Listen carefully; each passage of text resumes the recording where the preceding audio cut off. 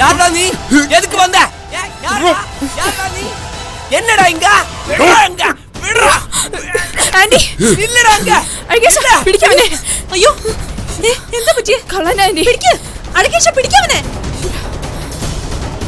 അയ്യോ ആരാ കള്ളനെ കണ്ടത്? മോളെ എന്റെ മുറിയിൽ അയാൾ കയറിയത്. മോള് വാതില് കുറ്റിയിട്ടില്ലായിരുന്നോ? വാതില് ചാരിട്ടേ ഉണ്ടായിരുന്നുള്ളൂ. എന്താ ഉണ്ടായതെന്നൊന്ന് പറ മോളെ. ഫ്ലവർ വേസ് വീഴുന്ന ഒച്ചകേട്ട ഞാൻ ഉണർന്നത്. നോക്കുമ്പോ മുറിയിൽ ഇരുട്ടത്ത ഒരാൾ. നിലവിളിച്ച ഉടനെ അയാൾ ഓടി. എന്റെ മോനെ അവൻ തപ്പിച്ചു പോയിട്ടാ. ആമമ്മ, അവൻ തമിഴ്കട്ട് വഴിയാ ഉള്ള വന്നിരിക്ക. നീ വാതില് കുറ്റിയിട്ടില്ലേ ആലിസേ? ഞാൻ കുറ്റിയിട്ടതാ, എനിക്ക് നല്ല ഓർമ്മയുണ്ട്. വെളിയിലിരുന്ന് താപ്പാൽ എടുത്തിട്ട് അവൻ ഉള്ള വന്നിരിക്ക. എതയാവത് എടുത്തിട്ട് പോയിട്ടാണോ എന്നമോ. അതിനുള്ള സമയം കിട്ടിയില്ല. പോലീസിൽ അറിയിക്കണം മാഡം. അവനിപ്പോ കടന്നു കളഞ്ഞില്ലേ, ഇനിയിപ്പോ പോലീസ് വന്നിട്ട് എന്ത് ചെയ്യാനാ? രാവിലെ അറിയിക്കാം മോളെ. അഴകേശൻ അവന്റെ മുഖം കണ്ടോ? ഇല്ലങ്ക. ഈ പ്രദേശത്തുള്ള ആരെങ്കിലും ആവും. ആരായാലും ഇവിടെ ആരൊക്കെയാ ഉള്ളതെന്ന് അവന് നല്ല നിശ്ചയമുണ്ട്. കിച്ചൺ ഡോർ പൊളിഞ്ഞു കിടക്കയാവും. അഴകേശ ഇന്നെ ഉറങ്ങരുത്. ഇല്ലമ്മ, നീങ്ക ധൈര്യമാ ഉള്ള പോങ്ങോ. എന്തെങ്കിലും കളവ് പോയോന്നൊന്ന് മുറിയിൽ ചെന്ന് നോക്കുമോളെ. ചെല്ല്, പോ, ചെല്ല് ചെല്ല്. ഓ വേണ്ട വേണ്ട വേണ്ട, കരയുന്നു. അഴകേശൻ പോയിക്കോ. ശരി.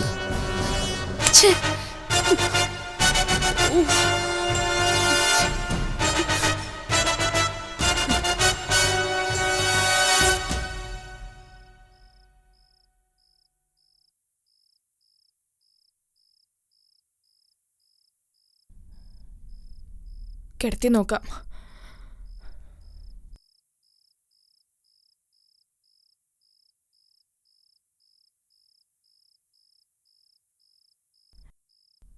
ഈ രാത്രി എങ്ങനെ കഴിച്ചുകൂട്ടെന്ന് എനിക്കറിയില്ല. ശരീരം ആകെ വിറയ്ക്കുക. സ്ത്രീകൾ മാത്രമേ ഉള്ളെന്ന് അറിഞ്ഞു വെച്ച ആ കള്ളൻ കയറിയത്. ഏതായാലും അഴകേശ നിസ്സാരക്കാരനല്ലെന്ന് എനിക്ക് മനസ്സിലായി. ഇപ്പം തന്നെ അച്ഛനെ വിളിച്ച് പറയാം. മാഡം, അത് കള്ളനൊന്നുമല്ല, മോഷ്ടിക്കാൻ കയറിയതുമല്ല. നടന്നത് മോഷണ ശ്രമമില്ലെന്ന് ആലിസിന് എങ്ങനെ അറിയാം? എന്നെ മാഡം തെറ്റിദ്ധരിക്കുമെന്നറിയില്ല. പറയാൻ പാടില്ലാത്തതാ.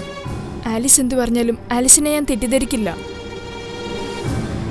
പറ ആലിസേ, കാര്യം പറ. ആലിസിന് വല്ല സംശയമുണ്ടോ? മാഡത്തിൻ്റെ ആൻറ്റി അറിഞ്ഞിട്ടാ അയാളിവിടെ കയറിയത്. മാഡം വിശ്വസിക്കുന്നത് പോലെ രക്ഷിക്കാനൊന്നുമല്ല അവരിങ്ങോട്ട് വന്നത്, ശിക്ഷിക്കാനാ. ആലിസേ? അതെ, അവർ പലവട്ടം ഫോണിൽ സംസാരിക്കുന്നത് ഞാൻ കേട്ടിട്ടുണ്ട്. പിന്നെ മാഡത്തിൻ്റെ കുഞ്ഞിൻ്റെ അമ്മ മാഡം അല്ലെന്ന് ഒരാളോട് പറയുന്നത് ഞാൻ കേട്ടു. കുഞ്ഞാണത്രേ അവരുടെ മുന്നിലെ തടസ്സം. കുഞ്ഞിനെ ഒഴിവാക്കുന്നതിനെ കുറിച്ച് അവർ സംസാരിക്കുന്നത് ഞാൻ കേട്ടതാ. എന്നിട്ട് ഇതൊന്നും ആലിസ് എന്നോട് പറഞ്ഞില്ലല്ലോ. ഞാൻ എങ്ങനെ പറയും മാഡം? അവർ മാഡത്തിൻ്റെ സ്വന്തം ആൻറ്റിയാണ്, ഞാനൊരു ജോലിക്കാരി. എന്നിട്ടും ഫൈസി സാറിനെ വിളിച്ച് ഞാൻ വിവരം പറഞ്ഞു. മാഡം ഇത് അവരോട് ചോദിക്കരുത്. പിന്നെ ചോദിക്കാതെ? മാഡം ഇത് ചോദിച്ചാൽ ആ നിമിഷം ഞാൻ ഇവിടുന്ന് പോവും.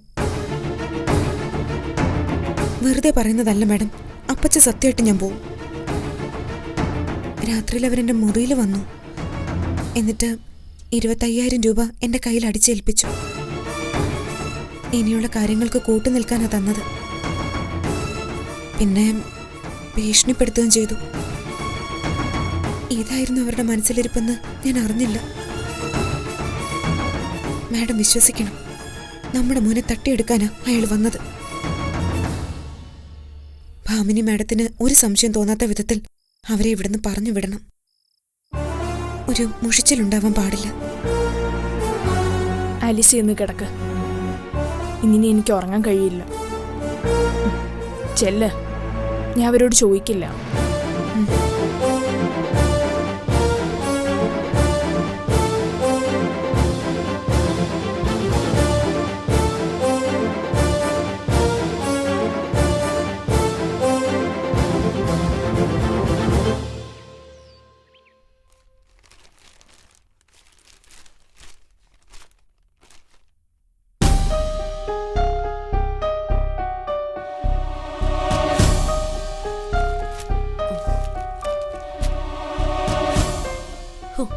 ഇന്നലെ പിന്നീട് ഉറങ്ങിയതേയില്ല മോളെ.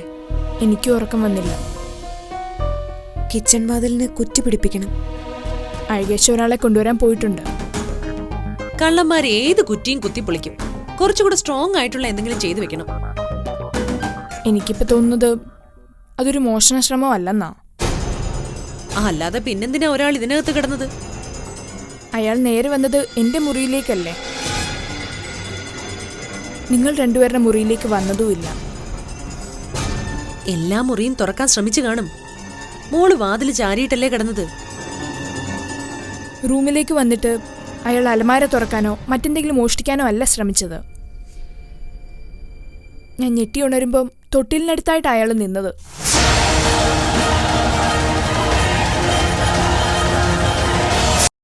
റൂമിലേക്ക് വന്നിട്ട് അയാൾ അലമാര തുറക്കാനോ മറ്റെന്തെങ്കിലും മോഷ്ടിക്കാനോ അല്ല ശ്രമിച്ചത്.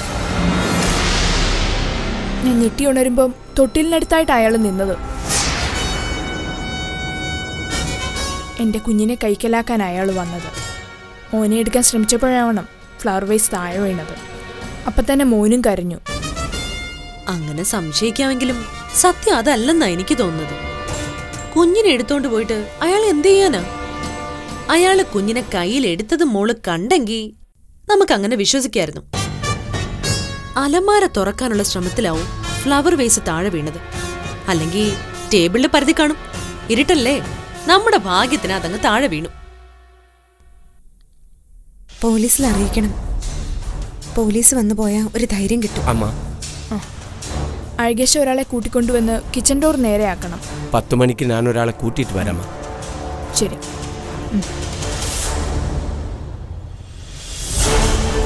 ഇവിടെ അറിയപ്പെടുന്ന കള്ളന്മാരെങ്കിലും ഉണ്ടോ? அப்படி யாரும் இல்லையே. இதுதான் முதல் சம்பவம். இந்த மாதிரி பிரச்சனை ரோசலி பங்களாவில் இதுதான் முதல் தடவை. இந்த பங்களாவுக்குள்ள நுழைய யாருக்கும் தைரியம் வராது. എന്നിട്ടാണോ ഒരുത്തൻ എന്റെ മോളുടെ ബെഡ്റൂമിൽ വരെ കയറി ചെന്നത്?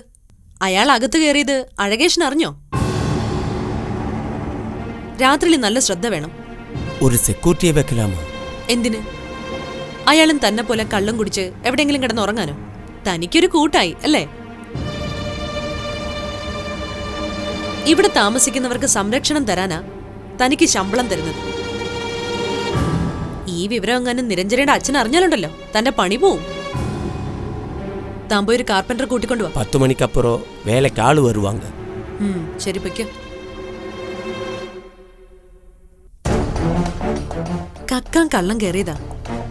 ആളുണർന്നപ്പോ അയാൾ ഓടിപ്പോയി. അതിനിത്രയും ബഹളം വെക്കേണ്ട കാര്യമൊന്നുമില്ല. വെറുതെ ഓരോന്ന് ചിന്തിക്കായി നിരഞ്ജന. അല്ലെങ്കിൽ തന്നെ അവളുടെ കുഞ്ഞിനെ ആര് കൊണ്ടുപോവാനാ? പോലീസിനെ വിളിച്ചു വരുത്താൻ നിനക്കല്ലേ തിടുക്കം? ആദ്യം പോലീസ് കൊടയുന്നതേ നിന്നെയായിരിക്കും. സാധാരണ അടുക്കളപ്പണിക്ക് നിൽക്കുന്നവരാ അടുക്കളവാതിൽ തുറന്നു കൊടുക്കുന്നത്. ആവേശം കയറി ഓരോന്ന് പറയുമ്പോഴേ അത് ഓർക്കണമായിരുന്നു. അവള് സ്റ്റേഷനിൽ വിളിച്ചു പറഞ്ഞാ ആദ്യം ചോദ്യം ചെയ്യാൻ വിളിക്കുന്നതേ നിന്നെയായിരിക്കും. ഇതാ പിടിക്കും, ഓരോന്നുറങ്ങിക്കൊള്ളും.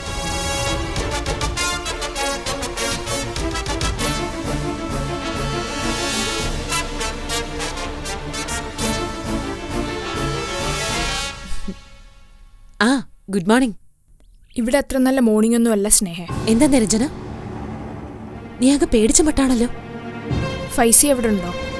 ഉണ്ട്. ഫോണൊന്ന് കൊടുത്തേ. നിരഞ്ജനയോ? എന്താ നിരഞ്ജന? ഫൈസി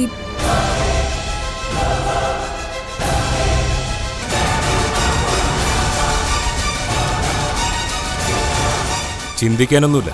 കള്ളൻ കപ്പലിൽ തന്നെയുണ്ട്. ആലീസ് മുമ്പേ ഇത് സൂചിപ്പിച്ചതാ. ഞാനത് അത്ര കാര്യമാക്കിയില്ല. നടന്നിട്ടുള്ളത് മോഷണ ശ്രമമല്ലെങ്കിൽ പിന്നെ എന്തിനൊരാൾ അകത്ത് കയറി? ഒന്നുകിൽ ഞാൻ, അല്ലെങ്കിൽ എന്റെ കുഞ്ഞ്. ആ, അതിലെന്താ സംശയം?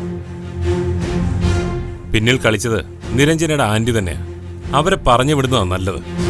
കാനഡയിൽ നിന്ന് അവരെ വിളിച്ചു വരുത്തിയിട്ട് പെട്ടെന്ന് എങ്ങനെ പറഞ്ഞു വിടും? ഉണ്ണിത്താൻ സാർ തന്ന മുന്നറിയിപ്പൊന്നും നിരഞ്ജന ചെവിക്കൊണ്ടില്ല.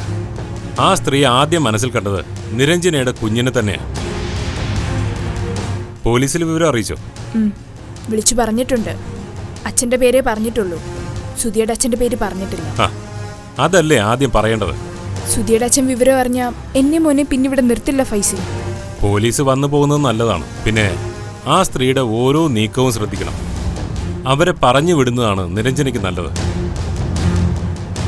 ആ സ്ത്രീയെ കൊണ്ട് ദോഷമല്ലാതെ നിരഞ്ജനയ്ക്ക് ഒരു ഗുണവുമില്ല. ഞാൻ അവരെ തിരിച്ചയക്കും ഫൈസി.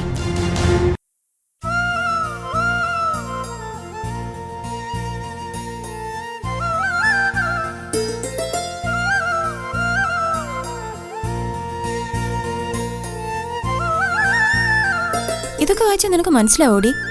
മനസ്സിലാവാതെയാണ് വായിക്കുന്നത്. നിന്നെ സമ്മതിച്ചു തന്നു. ഓരോ ദിവസം 4-5 ബുക്കുകളുടെ പേര് സാറ് പറയും. കൂടെ പഠിക്കുന്ന കുട്ടികൾ എവിടുന്നെങ്കിലും അത് വാങ്ങും. ഞാനെന്ത് ചെയ്യാനാ? ഇതൊക്കെ പണക്കാർക്ക് മാത്രം പറഞ്ഞിട്ടുള്ള കാര്യങ്ങളാ. അങ്ങനെയൊന്നും വിചാരിക്കണ്ട മോളെ. പിന്നെ ഹിമ മാഡം കുറച്ച് ബുക്കൊക്കെ തന്നില്ലേ? അതുകൊണ്ട് മാത്രമായോ? ക്ലാസ്സിൽ ഒരു ഗതിയില്ലാത്തവള് ഞാൻ മാത്രമാ. സത്യം നമുക്കല്ലേ അറിയൂ. നമ്മൾ പാവങ്ങളാ, ജീവിക്കാൻ ഒരു വഴിയുമില്ല. പിന്നെന്തിനാ അതോർത്ത് വിഷമിക്കുന്നേ? ക്ലാസ്സിൽ നിന്ന് കിട്ടുന്ന അറിവും ഈ ബുക്കും വെച്ച് നീ പഠിക്ക്. മറ്റുള്ളവർ നമ്മളെ എങ്ങനെ കാണുന്നു എന്നൊന്നും നീ ചിന്തിക്കണ്ട. ഇതൊരു കോച്ചിങ് ക്ലാസ് അല്ലേ, അവിടെ പഠിപ്പിക്കുന്നത് എക്സാമിന് ചോദിക്കും. അച്ചുവേച്ചി ആശ്രയിച്ച എല്ലാം മുന്നോട്ട് പോകുന്നത്. അതിനിടയിൽ അച്ചുവേച്ചിയുടെ ജീവനെടുക്കാൻ നടക്കുക കുറെ പേര്. അതൊക്കെ ഓർക്കുമ്പോ പഠിക്കാൻ പോലും മനസ്സ് വരുന്നില്ല. അച്ചുവെച്ച് എവിടെയുണ്ടെന്ന് ആർക്കും അറിയില്ല. അവരൊക്കെ ചെന്നൈയിലുണ്ടെന്നല്ലേ വിശ്വസിച്ചിരിക്കുന്നത്. മൂന്നാറിന്റെ കാര്യം ആരും ചിന്തിക്കാനേ പോകുന്നില്ല. ആ, നീ പഠിക്കേ. ഞാനിവിടെ നിന്നാ നിന്റെ പഠിപ്പ് മുടങ്ങും. എനിക്ക് പറഞ്ഞിട്ടുള്ളത് തയ്യല.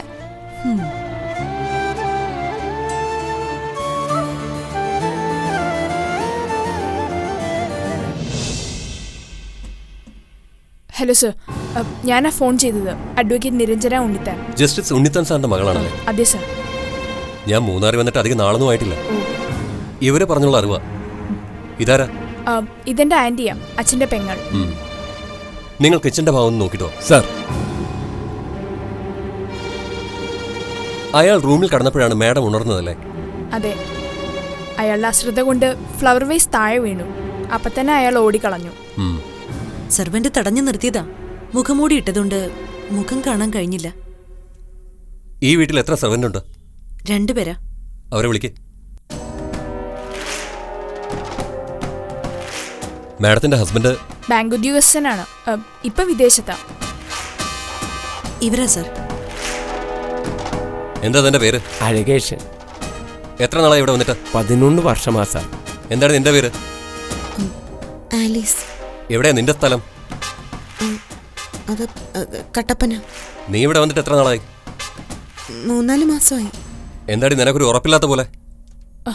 സർ പ്ലീസ്, അവരെ രണ്ടുപേരെയും ചോദ്യം ചെയ്യരുത്. അവരുടെ ഭാഗത്തു നിന്ന് ഒരു വീഴ്ചയും സംഭവിച്ചിട്ടില്ല. ആലീസിനെ ഇവിടെ കൊണ്ടുവന്നത് SI ഫൈസൽ മുഹമ്മദ് ആണ്. അവരുടെ കുടുംബത്തെ ഫൈസിക്ക് നേരിട്ട് അറിയാം. നിങ്ങളെ വയ്ക്കോ. ശരി സാർ. സാർ, കമ്പിപ്പാര ഉപയോഗിച്ച വാതിൽ തുറന്നിരിക്കുന്നത്. അപ്പോൾ ഇതൊരു മോഷണ ശ്രമം തന്നെയായിരുന്നു.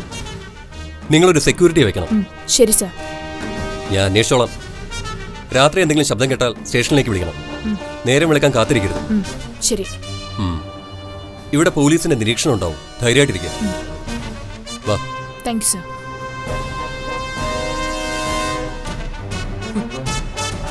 ഇത്രയേ ഉള്ളൂ പോലീസിന്റെ അന്വേഷണം. വേണമെങ്കിൽ സെക്യൂരിറ്റി വെക്കാം. അഴകേശന്റെ പണി പോകുന്നാ തോന്നുന്നത്.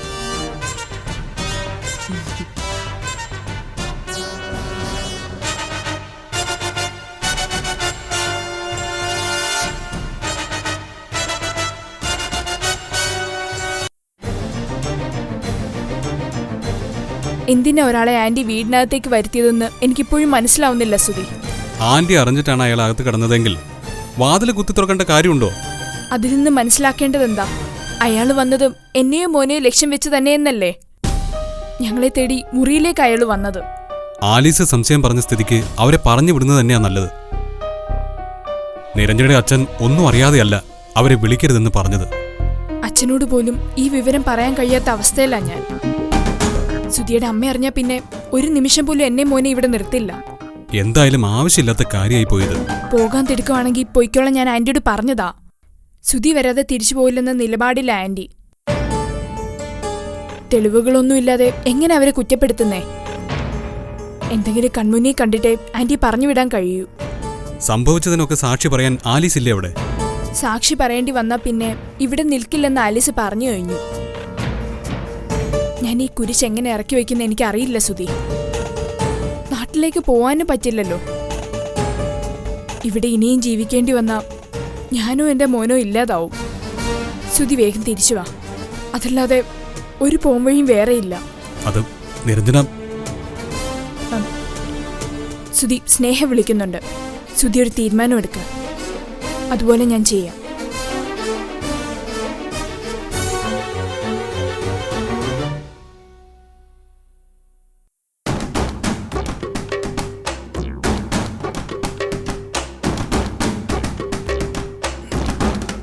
സുഗതം മൂന്നാറിൽ തിരയാത്ത സ്ഥലമില്ല. ഒട്ടുമിക്ക ടീ ഫാക്ടറികളിലും അന്വേഷിച്ചു. പണം അയച്ചിരിക്കുന്നത് സുജ എന്ന പേരിൽ. ഇനി ഇതുപോലെ എത്ര കള്ളപ്പേര് അവൾക്കുണ്ടെന്ന് ആർക്കറിയാം? ദേ, അളി ഇതങ്ങ് പിടിപ്പിച്ചേ.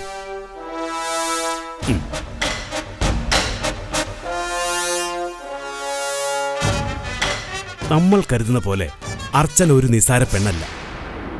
സുരേന്ദ്രനെ വെച്ചുള്ള നമ്മുടെ കളി ചീറ്റിയപ്പോൾ തന്നെ എനിക്കത് മനസ്സിലായത്. രണ്ടും കൽപ്പിച്ച് തന്നെയാ അവൾ മൂന്നാറിൽ നിൽക്കുന്നത്. അവൾ അവിടെ ഉണ്ടെന്ന് നമുക്ക് വിവരം കിട്ടിയെന്ന് മനസ്സിലായിട്ടും പിടിച്ചു നിൽക്കണമെങ്കിൽ എതിരിടാൻ തന്നെയാ. എന്നാൽ അവൾ നേർക്കുനേർ വരട്ടെ. ഇതിൽ പര എന്തു വേണളിയ? നമ്മളെ നാണം കെടുത്തിക്കൊണ്ടിരിക്കല്ലേ? കുഞ്ഞിനെ കിട്ടിയെന്ന് കേട്ടപ്പോ അളിയനോട് സ്വന്തമാക്കാൻ അവൾ പറഞ്ഞത് പരിഹാസമല്ലാതെ മറ്റെന്താ? സുധിയുടെ കുഞ്ഞിന് വേണ്ടിയല്ലേ നമ്മൾ ഈ ഓട്ടോ കോടിയത്. മൂന്നാർ പോലൊരു ടൗണിൽ അവൾ എവിടെ വിളിച്ചിരിക്കാനാ? ടീ ഫാക്ടറിയിലാണെന്ന് കേട്ടത് തെറ്റാണെങ്കിലോ? അവൾക്ക് മറ്റെന്തെങ്കിലും ജോലി കിട്ടി വന്നതായി കൂടെ.